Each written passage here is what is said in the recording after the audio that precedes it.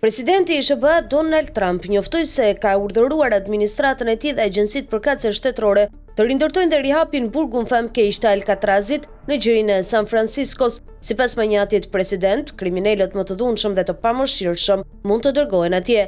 Për një kohë të gjatë Amerika është rrënuar nga shkelës kriminal të egër, të dhunshëm dhe përsëritës llumrat e shoqërisë, të cilët kurrë nuk do të kontribuojnë asgjë tjetër përveç mjerimit dhe vuajtjes, tha republikani nëpërmjet Truth Social. Kjo është arsyeja pse sot kam urdhëruar Byron e Burgjeve, si dhe Departamentin e Drejtësisë, FBI-n dhe Departamentin e Sigurisë Kombëtare, që të rihapin, zgjerojnë ndjeshëm dhe rindërtojnë Alcatrazin për strehuar kriminalët më të rrezikshëm dhe të dhunshëm të Amerikës. Vazhdoi ai postimin e tij. Presidenti deklaroi gjithashtu në të njëjtin postim se qeveria e tij nuk do të mbahet peng nga gjyqtarët që pengojnë ato të deportojë kriminal dhe bandit që erdhën në vendin tonë ilegalisht pa shpjeguar nëse apo çfarë.